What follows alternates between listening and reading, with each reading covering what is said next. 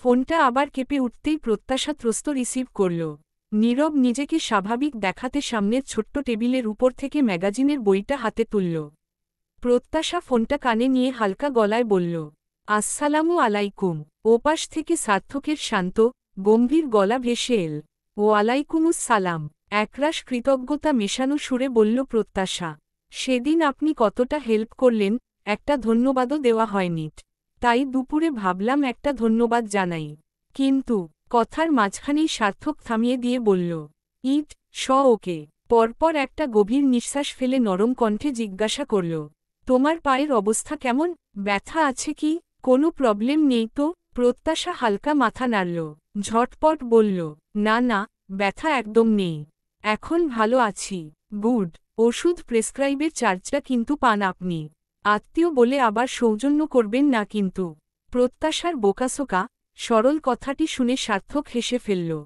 বলল, এতটা ব্যবসায়ী হতে পারব না। আত্মীয়দের সঙ্গে হিসেবনিকেশ চলে না। আর আত্মীয় স্বজনেরও তো অধিকার আছে। ওটা তোমার অধিকার ছিল। এখানে চার্জের প্রশ্নই আসছে না। কথা বলতে বলতে আকস্মিক চোখের তারায় দিঘির জলের মতো ভাসা ভাসা দুটো চোখ, মায়াবী একখানা মুখ ভেসে উঠল। বেহা মন না জানি উস্কে দেয়, এই তটস্থ হল সার্থক। আর হল বলেই হঠাৎ কথার রেশ ছিঁড়ে প্রসঙ্গ বদলিয়ে বলে উঠল, আচ্ছা প্রত্যাশা, আমি একটু বিজি আছি। এখন রাখছি। ভালো থেকো, বাই। ওদিকে নির্বের মুখ থমথমে। ভেতরে জমে থাকা রাগ ফুসফুস করে ফাটিয়ে উঠতে চাইছে। রাগে এক ঝটকায় উঠে দাঁড়াল। হাতের ম্যাগাজিনটা শব্দ করে টেবিলের উপর ফেলল। শব্দে প্রত্যাশা চমকে ফিরে তাকাল। ওদিকে তাকিয়েই মিহি স্বরে বলল, ওকে। রাগটা কমাতে নীরব জানালার দিকে পিঠ করে দাঁড়াল। মেরুদণ্ড সোজা, হাত দুটো মুঠো করা, চোয়াল শক্ত। ভেতরের দাবানল প্রকাশ না করলেও শরীরের ভাষায় বোঝা যাচ্ছে কিছুটা রুক্ষ মেজাজে আছে। নির্বের অভিব্যক্তি প্রত্যাশা খেয়াল না করেই ও মনে পড়ার মতো করে সরল মনে বলে উঠল, ওহ, যেটা বলছিলাম, কুয়াকাটায় প্রীতি আপুদের সাথে দেখা হয়েছিল। ওনাদের সাথে দেখা হওয়ার পরেই আমি আপনাকে কল দিই। কিন্তু তখন আপনি কল রিসিভ করেননি। তারপর বিকেলে যখন ঘুরতে গিয়েছিলাম, সমুদ্রের পানিতে খালি পায়ে হাঁটছিলাম, তখনই পাকে যায়। একটু থেমে শ্বাস নিয়ে আবার শুরু করল। প্রীতি আপুকে যেমনটা আগে ভেবেছিলাম, সেদিন তো উনি আমার পুরো ধারণাই চেঞ্জ করে দিল। উনাকে যতটা রুক্ষ মনে হয়েছিল, সেদিন কথা বলে তেমন মনে হল না। আমার তো ওনাকে যথেষ্ট আন্তরিকই মনে হল।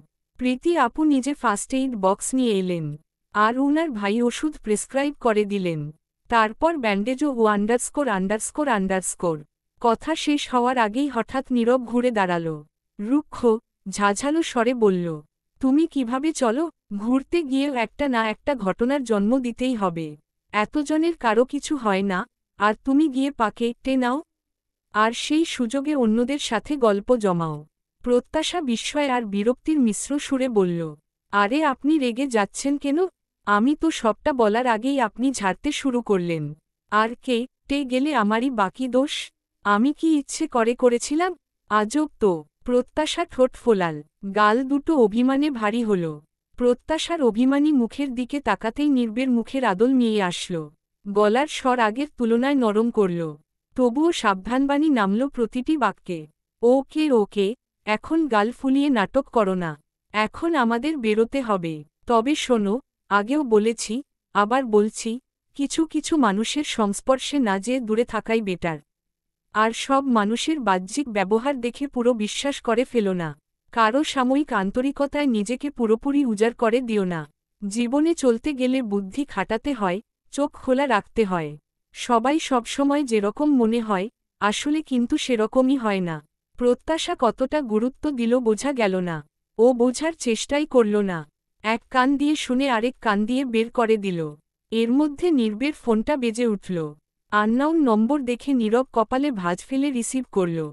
হ্যালো বলতেই ওপাশ থেকে পুরুষ গলা এল। অফিসার নীরব বলছেন? নীরব ভ্রু গুটিয়ে জবাব দিল, জি। নীরব মাহবুব স্পিকিং। আমি ডিআইজি অফিস থেকে বলছি। সৎ, সাহসিকতা আর দক্ষতার পরিচয় দেওয়ার জন্য আপনাকে মেডেল দেওয়া হবে।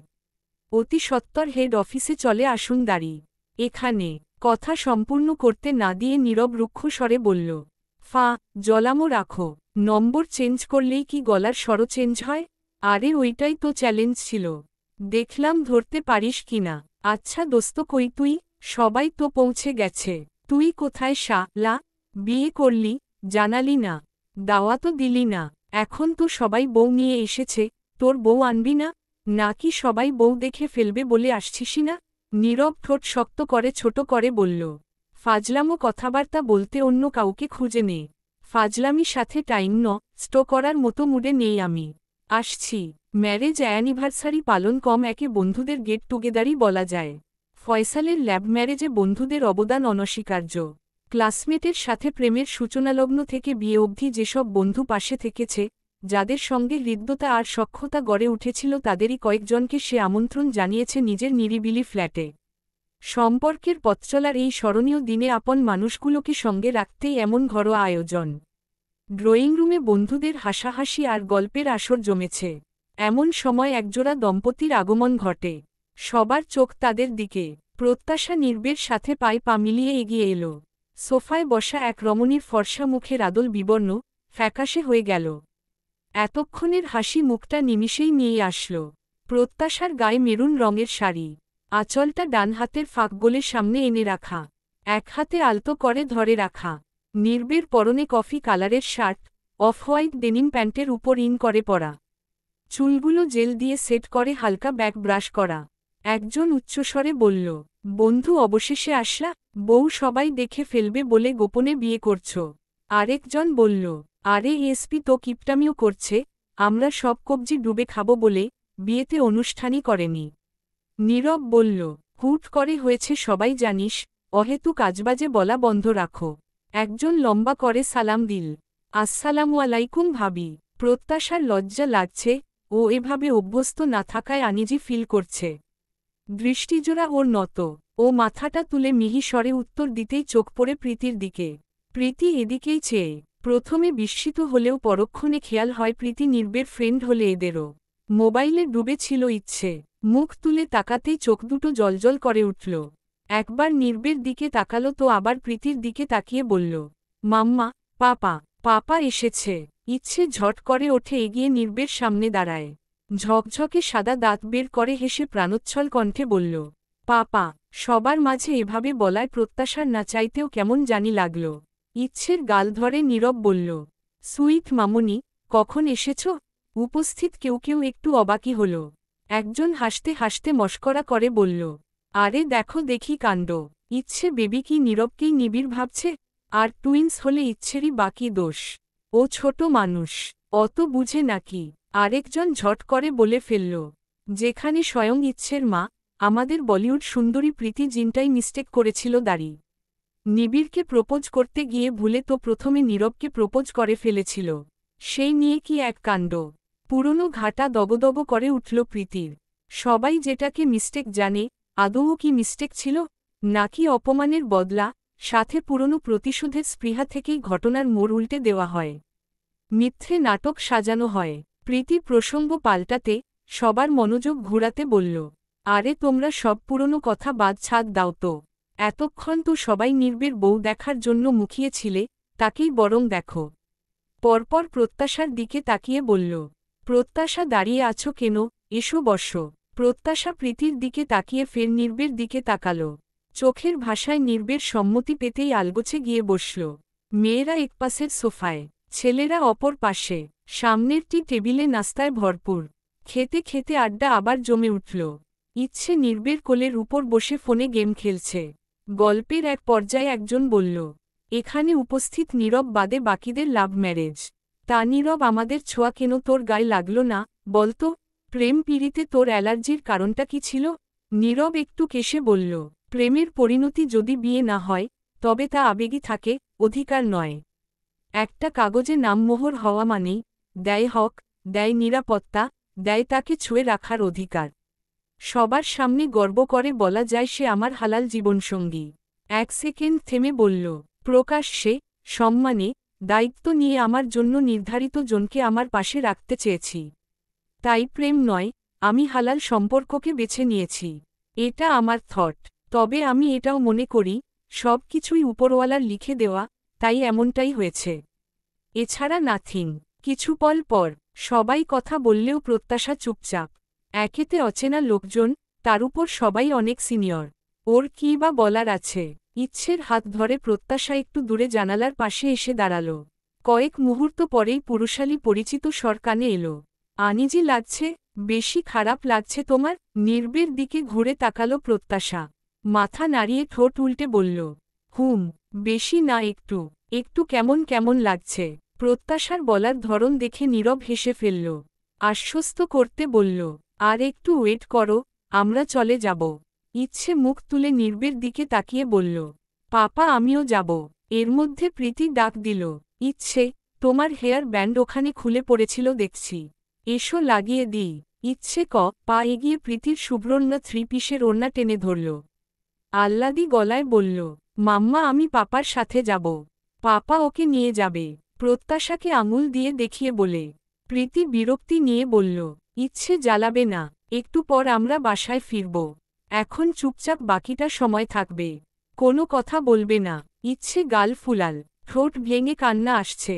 নীরব এগিয়ে ইচ্ছের মাথায় হাত বুলিয়ে বলল, ইচ্ছে অন্যদিন নিব তোমাকে। ইচ্ছে জেদি স্বরে বলল, না, ইক্ষুন। প্রীতি চোখ রাঙিয়ে চাইল।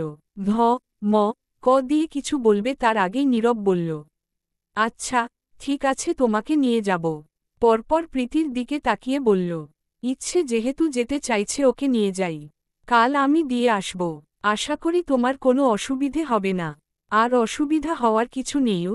কাজের লোকের কাছে থাকার চেয়ে আমাদের ওখানে যে একটু হলেও বেশি ভালো থাকবে ইচ্ছে, এটা আমি চোখ বুজে বলে দিতে পারি। কথাগুলো পিঞ্চ মে রে বলে নীরব তা প্রীতি ঢের বুঝল। তবে প্রত্যুত্তর দিল না। ডিনার না করেই সবাইকে বুঝিয়ে কিছু একটা অজুহাত দিয়ে নীরব চলে আসে।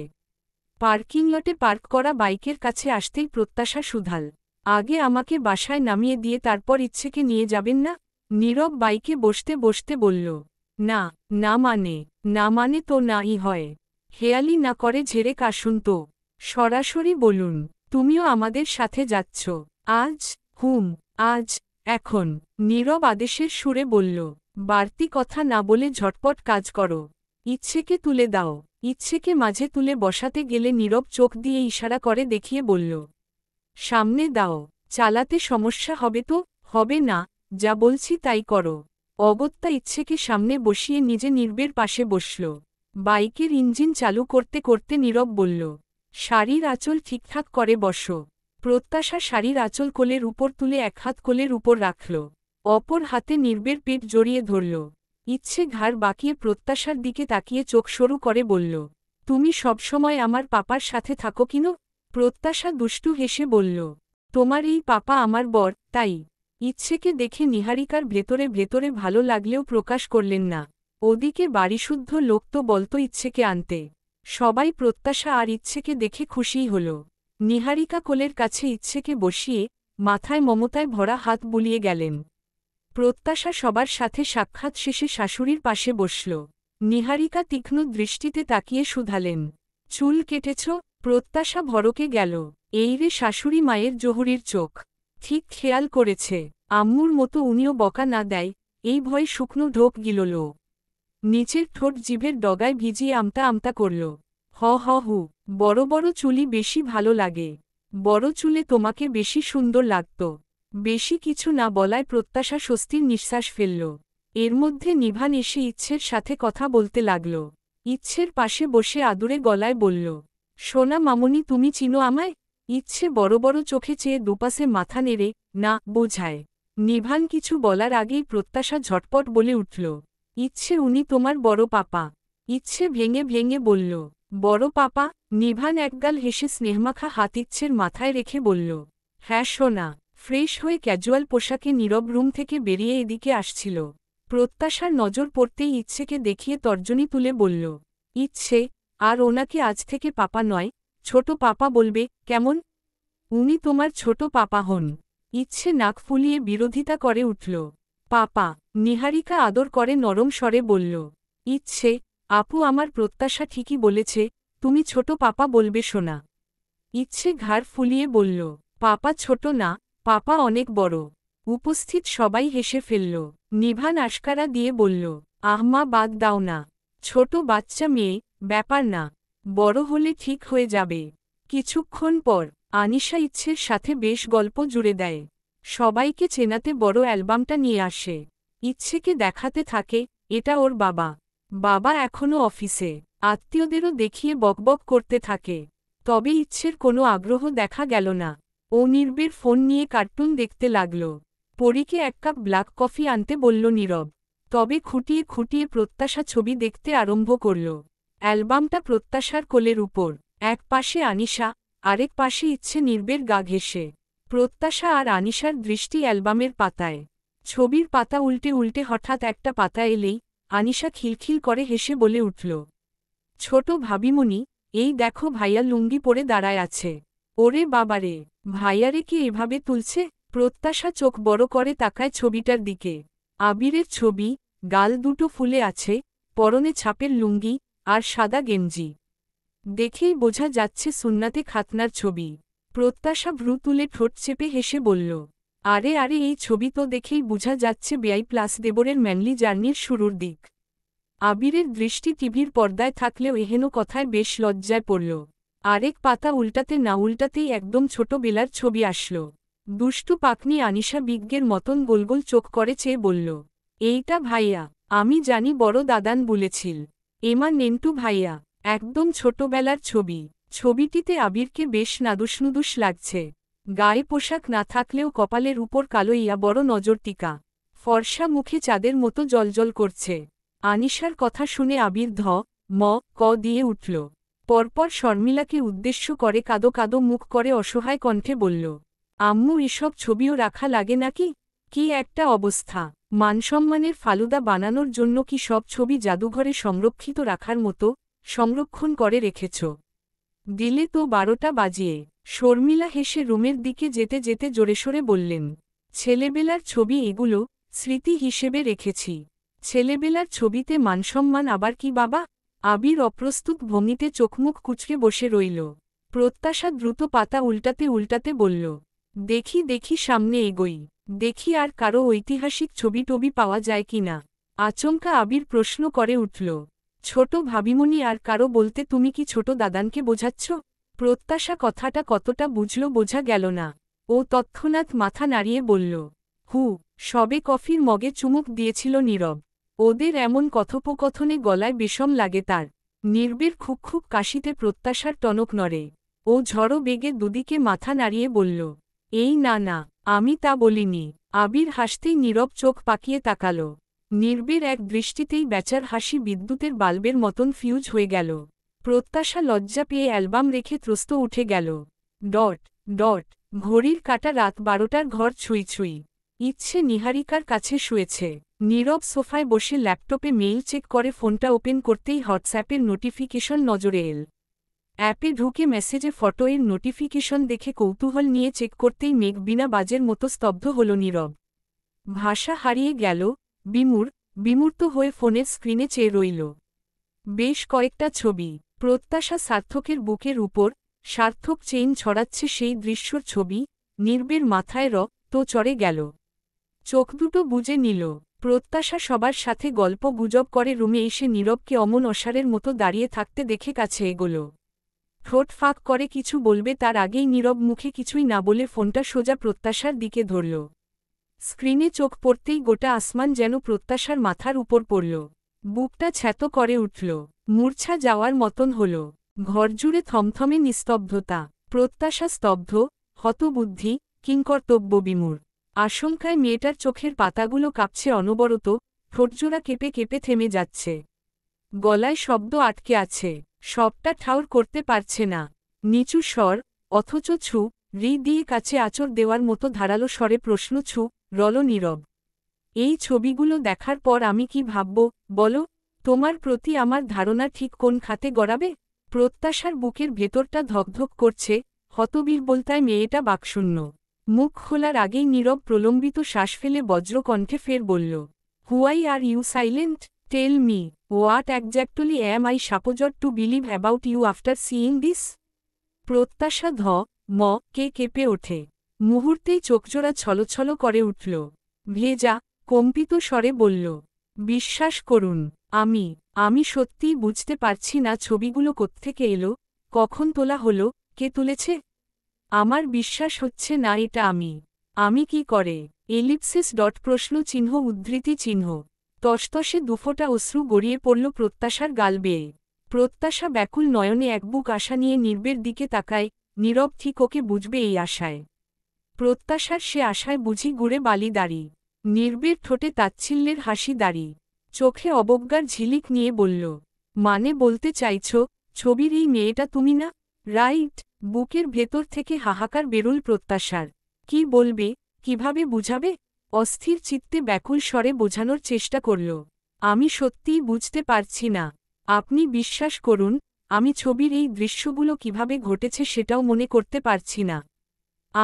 আমি কিচ্ছু মনে করতে পারছি না। বুঝতেও পারছি না। Believe me. বলতে বলতে ঝরঝরিয়ে কেঁদে উঠল প্রত্যাশা। নীরব তোত্তারা সুরে বলল, বিকেলে তোমার ফোনে ওর কল এলো, সেটাও তুমি জানো না? এখন তো আমার মনে প্রশ্ন জাগছে, তুমি কলেজ থেকে ট্যুরে গেলে, ওরাও সেইম জায়গাতেই ট্যুরে গেল, দেখাও হলো। এতটা কোইন্সিডেন্স কি করে হয়? নাকি আমাকে আই ওয়াশ করা হয়েছে? প্রত্যাশা নিস্তব্ধ হয়ে যায়। অবিশ্বাস্য চাহনিতে চেয়ে সহসাই বলল, নীরব, আপনি এই ছবিগুলো দেখে এতদূর অবধি চলে গিয়েছেন। এত সহজেই ছবিগুলো দেখেই বিশ্বাস করে নিলেন। আমাকে একটুও বিশ্বাস করলেন না। আপনার মনে হয় আমি অমন? নীরব রাগে উচ্চ কণ্ঠে বলল, তুমি কলেজ থেকে গিয়েছিলে, তোমার ফ্রেন্ডদের সাথে তোমার থাকার কথা। সেখানে তুমি ওর সাথে কি করছিলে?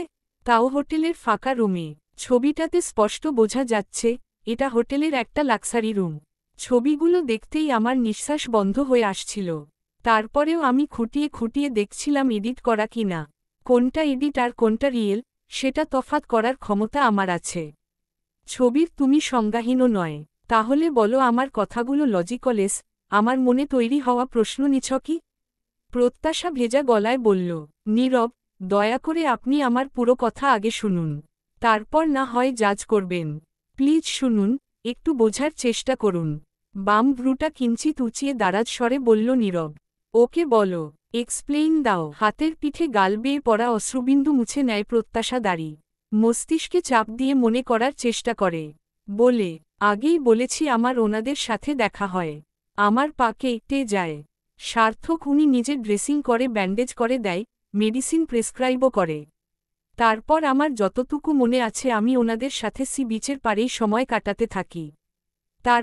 তারপরের কথা আমার ঠিকঠাক মনে পড়ে না। সার্থক আর ওনার ফ্রেন্ড, ওনার একটা মেয়ে ফ্রেন্ড ছিল। ওনারা আমায় বলে ওষুধ নেওয়ার ফলে ঘুম পাচ্ছিল। আর আমাদের ট্যুরের সবাই সেই মুহূর্তে ঘুরতে যাচ্ছিল। আমি অসুস্থ থাকায় ওনারা সাথে রাখে। আমার ফ্রেন্ডরাও একই কথা বলেছে। তারপর সন্ধ্যায় উনি আমাকে পৌঁছে দিয়ে আসে। ব্যাস, এতটুকুই। কিন্তু কখন, কিভাবে? এই নীরব থামিয়ে দিল। স্ক্রুল করে একটা ছবি প্রত্যাশার সামনে ধরল। ছবিটাতে প্রত্যাশা নিজে সার্থকের হাত ধরে আছে। ঠোঁটের কোণে হাসি নিয়ে, চোখে মুখে মুগ্ধতা ছড়িয়ে। রাগে নির্বের মাথা ফেটে যাচ্ছে। গর্জে ওঠে বলল, এখানে না তো অচেতন তুমি, আর না তো ঘুমের ছিটেফোঁটাও আছে। যে দৃশ্য দেখে নির্বের মাথা বিগড়ে গিয়েছে, সেই ছবিটা স্ক্রিনে এলো। জনে খুব কাছাকাছি। প্রত্যাশার দিকে ঝুঁকে সার্থক টি-শার্টের বোতাম থেকে চেইনটা ছড়াচ্ছে। ঘৃণা আর রাগে নীরব হিতাহিত জ্ঞান হারিয়ে ফট করে হাতের ফোনটা রেমা রল। ফ্লোরে পড়তেই ফোনের গ্লাস ফেটে যায়। ঝাঁঝিয়ে ওঠা শব্দে প্রত্যাশার বুক কেঁপে ওঠে। নির্বের এমন কঠোর আচরণে প্রত্যাশার শ্বাস নিতেই কষ্ট হচ্ছে। নীরব কপাল স্লাইড করে রাগ দমানোর চেষ্টা করল। অধৈর্য হয়ে বলল, এখন মনে হচ্ছে আমার মা ঠিকই বলে। এগুলো যদি সত্যি হয়ে থাকে, তাহলে আমিও বোধহয় জেনেশুনে নিবিড়ের মতো আরেকটা ভুলই করলাম। আসলেই তারা চিহ্ন তো কথা বলে। জেনেটিক বিষয়টা সহজেই উতরানো যায় না। জেনেশুনে তোমাকে দয়া দেখানোই আমার ভুল ছিল। ঘোর তমসার মধ্যে নিভু নিভু এক চিলতে আলোর রেখা নির্বের, যদি সত্যি হয়ে থাকে, কথাটায় পায় প্রত্যাশা। উনি যদি বলছে, তার মানে এক্ষুনি পুরোপুরি বিশ্বাস করেননি। তবে পরক্ষণেই প্রত্যাশার সেই আলো অজানা অন্ধকার গ্রাস করে নেয়। সাথে সবটা বুঝতেও ব্যর্থ হয় দাড়ি। মস্তিষ্ক ক্যাচ করল, তারা চিহ্ন তো, জেনেটিক, দয়া দেখানো। প্রত্যাশা কিছুটা উঁচু স্বরে বলল, নীরব আপনি আমাকে বলছেন বলুন। আপনি ভালো করে জানেন আমার আব্বু আম্মু কেমন দাড়ি। জেনেটিক কথা তুলে ভুলেও তাদেরকে ছোট করে কিছু বলতে যাবেন না। আপনার রাইট নেই। আমি সহ্য করব না। আর দয়া, কিসের দয়া করেছেন আমাকে? রাগের বশে মুখ ফসকে কি বলতে বসেছিল তা ভাবতেই নীরব নিজেই নিজের উপর বিস্মিত হয়। হতাশায় চোখ দুটো বুজে নিল। জোরালো শ্বাস ফেলে নিজেকে সামলাল। গলার স্বর নামিয়ে বলল, সরি, আমি ওভাবে বলতে চাইনি। তুমি আমার জায়গায় একবার নিজেকে কল্পনা করে দেখো, আমার কীরকম লাগছে। আমার অবস্থাটা রিয়ালাইজ করার চেষ্টা করো। যেখানে আমি সার্থকের সাথে তোমার সামান্য কথা বলাই টলারেট করতে পারি না, সেখানে এই দৃশ্যগুলো দেখার পর কিভাবে সহ্য করব? চোখে নোনতা পানির বহর নিয়ে অনুনয় করে ব্যাকুল স্বরে বলল প্রত্যাশা। দয়া করে আমায় একবার বিশ্বাস করুন। আমি যেমনই হই না কেন, তবে সজ্ঞানে কখনো কোনো অন্যায় করতে পারি না। এতটুকু আত্মবিশ্বাস আমার আছে দাঁড়ি। আচ্ছা, আমাকে সত্যি করে বলো, তুমি বুঝতে পারোনি আমি সার্থকের সাথে তোমার কথা বলা পছন্দ করতাম না? সেদিন হাসপাতালে ওর চেম্বারে আমার আচরণ, কথা শুনে কিছুই বোঝনি? এছাড়াও বাড়িতেও আমি তোমাকে বোঝানোর চেষ্টা করেছি। তারপরও তুমি ওর থেকে হেল্প নাও, ওর কাছে রেস্টের জন্য আশ্রয় নাও, আবার আমারই সামনে থ্যাঙ্কস জানাও দাঁড়ি। আমার যে বিষয়টা অ্যালার্জি লাগে, তুমি সেটা স্বাচ্ছন্দ্য নিয়ে করে যাও। এগুলোর ব্যাখ্যা কি? বাদ দিলাম ছবির কথা। প্রত্যাশা কাপা কাপা গলায় বলল, উনি আপনার আত্মীয়, সেই সূত্রেই আমি কথা বলেছি। আপনি যে ওনাকে অপছন্দ করেন, আমি সেটা বুঝতে পারিনি। নীরব চোয়াল শক্ত করে আচমকা প্রত্যাশার দুই বাহু শক্ত করে ধরল। রাগান্বিত হয়ে দাঁত কিরমিরে বলল, তুমি বুঝবে কি করে? তুমি তো সবসময় নিজেকেই প্রায়োরিটি দাও। অন্যকে নিয়ে কখনো ভেবেছ? না, ভাবনি। অন্যের বিরক্ত লাগা, অন্যের খারাপ লাগাকে তুমি এক পয়সার দাম দাও না। তোমার যখন যা মন চায় তাই করো দাঁড়ি। প্রত্যাশার গা থরথরিয়ে কাঁপছে, কান্নার শব্দ গলায় আটকে আছে। অঝরে আষাঢ়িয়া বর্ষণ কপল বেয়ে নামছে অবিরত। নীরবা গুণ চোখ নিয়ে রাগ ক্ষোভ ঝাড়ল। তুমি ছোট, অগোছালো কিশোরী, তোমার কাছ থেকে বেশি কিছু এক্সপেকটেশন রাখা বোকামি। তাই আমি তোমার কাছে ন্যূনতম এক্সপেক্টও রাখিনি। তুমি যেমন আমি তেমন তুমিটাকেই মেনে নিয়েছি। মাঝখানে তোমার কিছু ভুলকেও চোখ বুজে মেনে নিয়েছি দাঁড়ি। তোমাকে কারো কাছে এতটুকু খাটো হতে দিইনি। প্রত্যাশার বুক ফেটে যাচ্ছে। ও অস্ফুটে কিছু বলতে চাইল। নীরব থামিয়ে দিল। প্রত্যাশার বাহু ছেড়ে দিল। ডান হাত উঁচু করে তুলে বলল, লেট মি ফিনিশ। প্রত্যাশার নিজেকে খুব অসহায় ঠেকেছে। নীরব হতাশা আর ক্ষোভ মিশিয়ে বলল রূঢ় স্বরে, শুরু থেকেই তোমার গলামি হাসিমুখে মেনে নিয়েছি, তোমার ছেলেমানুষী আচরণ ধৈর্য ধরে সহ্য করেছি। তোমাকে এতটুকু বুঝতে দেইনি। এবার তো তুমি লিমিট ক্রস করে ফেলেছ। এরকম দৃশ্য দেখার পরেও মেনে নেওয়া যায়? তুমিই বলো যায়, গলামি, অবুঝপনা মানা গেলেও চরিত্রের দোষ ত্রুটি মানা সহজ নয়। আজকের পর থেকে তোমার আমার সম্পর্ক অনিশ্চিত। এই দৃশ্য দেখার পরেও তোমার সাথে স্বাভাবিক সম্পর্ক কন্টিনিউ রাখা হবে বলে মনে হয় না। প্রত্যাশার পুরো পৃথিবী দুলে উঠল যেন। বুকের ভেতরটা নিঃশব্দে তাক্ত হল।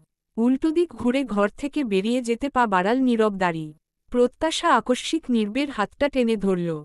আহত কণ্ঠে বলল, নীরব, প্লিজ এত বড় একটা অপবাদ দিবেন না। মানা যাচ্ছে না। আমি পারছি না মানতে। নীরবের টানটান পিঠের দিকে কাতর হয়ে চেয়ে প্রত্যাশা। নীরব ঘাড় ঘুরিয়ে এক হাতে প্রত্যাশার হাত নিজের হাত থেকে ছাড়াল। বলল শান্ত কণ্ঠে, লেট মি এলোন। ভেতরের ছোট্ট হৃদয় দুমড়েমুচড়ে গেল দাঁড়ি। তবুও নিজেকে সামলাতে, শক্ত করতে আপ্রাণ চেষ্টা করল প্রত্যাশা। ঝট করে হাতের উল্টো পাশ দিয়ে গাল বেয়ে পড়া জলের কণাগুলো মুছল। কান্না আটকিয়ে স্থির গলায় বলল, আজ যা বললেন, যদি কখনো জানেন আমি সত্যিই নির্দোষ ছিলাম, তখন কি করবেন? ফিরিয়ে নিতে পারবেন কি আজকের এই কথাগুলো? পারবেন কি চোখের দিকে তাকিয়ে বলতে, ভুল করেছি? জানেন তো, একটা কথা খুব শোনা যায়, বন্দুকের গুলি আর মুখের বুলি দুটোই একবার বেরিয়ে গেলে আর ফেরত নেওয়া যায় না। আজ আপনার কথাগুলোও ঠিক সেরকমই করেছে আমাকে। আপনার কথায় আজ যে ক্ষত তৈরি হয়েছে আমার মনে, সেটা শুধু গভীর না। সেটা এমন একটা দাগ, যেটা হয়তো সারা জীবনেও শুকাবে না। আপনি তো আজ সন্দেহ করলেন, অবিশ্বাস করলেন। অথচ আমি শুধু চেয়েছিলাম বিশ্বাসটুকু। এটুকু কি খুব বেশি ছিল? প্রত্যাশার বলা প্রতিটি শব্দ শানিত তীরের মতন নির্বের বুকে বিঁধল। নীরব থ হয়ে দাঁড়িয়ে রইল দাঁড়ি। প্রত্যুত্তর দিয়ে পারল না। নিজেকে এলোমেলো লাগছে ওর। হতাশ শ্বাস ফেলে রুম থেকে বেরিয়ে গেল। প্রত্যাশা হাঁটু ভেঙে ধপ করে ফ্লোরে বসে পড়ল। দুই হাতে মুখ চেপে ঝরঝরিয়ে কাঁদতে লাগল। চার দেয়ালের নিস্তব্ধতায় কান্নার শব্দ প্রতিধ্বনিত হয়। কান্নার চোটে ফ্লোরে বসে থাকা ছোট্ট ভাঙা শরীরটা কাঁপছে অবিরাম। রাতের অন্ধকারে নীরব ছাদে দাঁড়িয়ে মাথার ভেতর তীব্র শব্দের মতো বাজছে প্রত্যাশার কথা। আবার না চাইতে ওই ছবিগুলো চোখের পর্দায় ভেসে উঠছে। তক্ষুনি রাগটা মাথা চাড়া দিয়ে উঠতে চাইছে দাঁড়ি। নিরিবিলি পরিবেশে নীরব ভাবতে লাগল। নিজের উপরও তার কম রাগ হচ্ছে না। মনের এক কোণে নিজেকে নিয়েই প্রশ্নের উদয় হল, উফ, খুব বেশি রিয়্যাক্ট করা হয়ে গেল না তো? আরেকটু ধৈর্য ধরে সবটা যাচাই করা উচিত ছিল নয় কি? আসলে হঠাৎ করে এমন সেন্সিটিভ ছবি দেখলে যে কারোরই স্বাভাবিক থাকার কথা নয় দাঁড়ি। মানুষ তো, রোবট নয় তো। আকস্মিক রিয়্যাক্ট করা অস্বাভাবিক নয়। তবুও কিছুটা অপরাধবোধ কাজ করছে নিজের মধ্যে।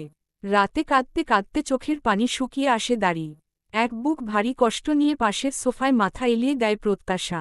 হাতটা মাথার নিচে গুজে ভাবনার ভাঁজে হারিয়ে যায়। কখন যে চোখ দুটো বন্ধ হয়ে আসে টেরই পায় না। ওভাবেই একসময় ঘুমে ঢলে পড়ে। নতুন ভোরের সূচনা হয় বিষাদে। জানালার ফাঁক গলে আসা একফালি রোদের আলো চোখমুখে পড়তেই ধরফিয়ে ওঠে প্রত্যাশা। চারপাশে চোখ বুলিয়ে খুঁজে বেড়ায় কাঙ্ক্ষিত মুখটিকে। কোথাও নেই সে।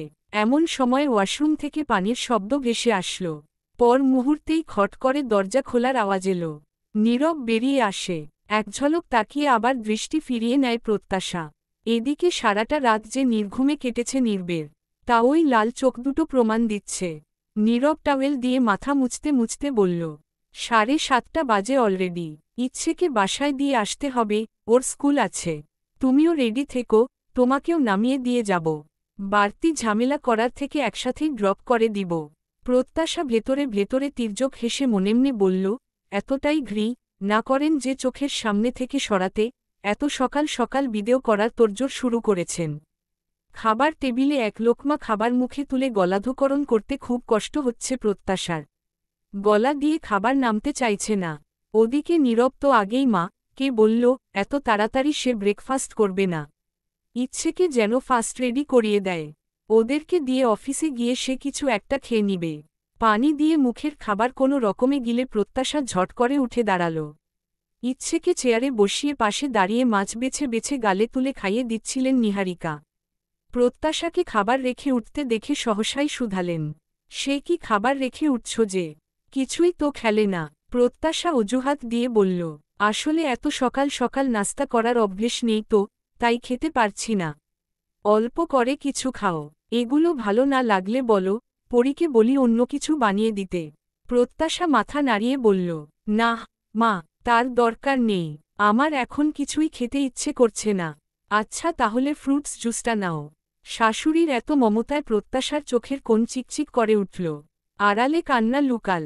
বলল অপরাধীর মতো করে, আসলে মা আমার শরীরটা একটু কেমন যেন লাগছে। জোর করে কিছু খেতে গেলে বমি পাবে।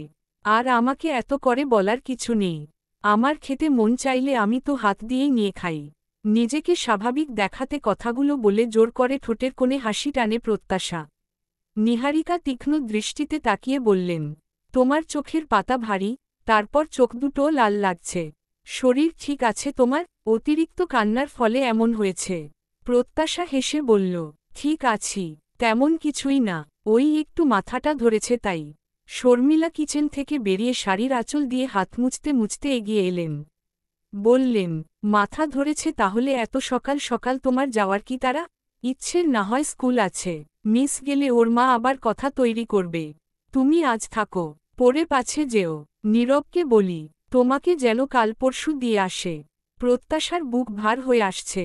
তড়িঘড়ি করে বলল, না ছোট মা, বলবেন না প্লিজ। আসলে আমার প্রাইভেট আছে, দিন পরেই তো পরীক্ষা। প্রাইভেটে পরীক্ষা চলছে, আজ বিকেলেও আছে। মিস গেলে নিজেরই ক্ষতি।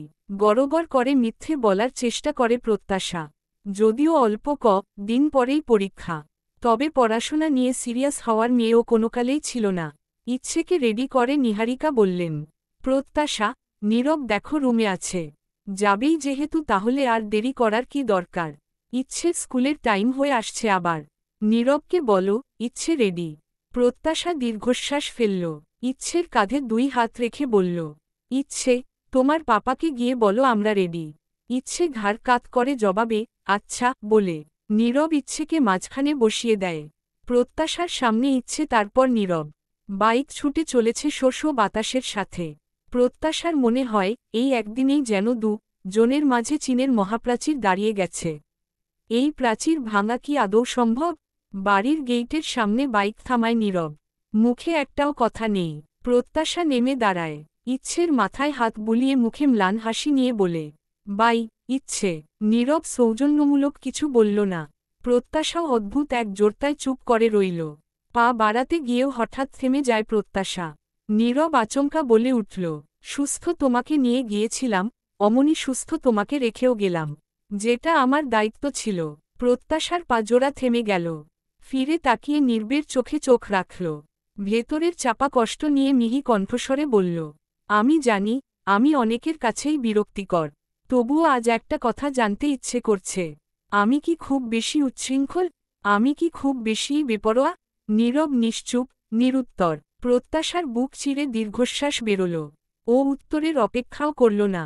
প্রশ্নগুলো রেখে ওর মতো চলে গেল। বড় কদম ফেলে লহমায় চোখের আড়ালে। ইচ্ছেকে বাসায় দিয়ে অফিসে আসতে আসতে নির্বের 9টা পার হয়ে যায়। নিজের অফিস কক্ষে চেয়ারে গা এলিয়ে চোখ বুজে বসে নীরব। মনে মনে একের পর এক প্রশ্ন তৈরি করছে। একটা প্রশ্নেরও সঠিক উত্তর নেই। ভাবছে রীতিমতো ছবিগুলো সেন্ড করল কে? ছবির দৃশ্য যা বলছে তা কি সব সত্যি? নাকি আমাকে বিভ্রান্ত করতে কেউ এসব করেছে? আর কে সে? তার উদ্দেশ্যই বাকি? ঘুরে ফিরে একটা নামই মস্তিষ্কে সিগন্যাল দেওয়ার মতো বারবার আসছে। এসবের পিছনে কি সার্থক? কারণ ওই তো প্রত্যাশাকে পছন্দ করত। আর ছবিগুলোও তো ওরই সাথে। নীরব সোজা হয়ে বসল। টেবিলের উপর হাত দুটো নামাল। টেবিলের উপর থাকা অফিসিয়াল ফাইল খুলতে গিয়েও আজ একপাশে ঠেলে রাখল। ফোন ওপেন করল। ফাটা গ্লাস কাল রাতের রাগক্ষোভকে আবার স্মরণ করিয়ে দিল। নীরব সেই নম্বরে কল করল। ওপাশ থেকে মেয়েলি মিষ্টি গলা এলো, দুঃখিত, কাঙ্ক্ষিত নম্বরে সংযোগ প্রদান সম্ভব হচ্ছে না। অনুগ্রহ করে কিছুক্ষণ পর ডায়াল করুন। নীরব অবাক হল না, কারণ কাল রাতেও কল দিয়ে বন্ধ পেয়েছে। নীরব ত্রস্ত কল লিস্ট থেকে একটা নম্বরে কল লাগাল। রিসিভ হতেই আদেশের সুরে বলল, আমি এখনই আপনাকে একটা নম্বর মেসেজ করব। দয়া করে যাচাই করে দেখবেন নম্বরটা কোন আইডির নামে রেজিস্টার করা হয়েছে, কখন কোথায় সিমটা অ্যাক্টিভ হয়েছে। সবকিছু বিস্তারিতভাবে আমাকে জানাবেন। রিপোর্টটা আমার চাই। I need the full report as soon as possible. This is urgent. No delays, please.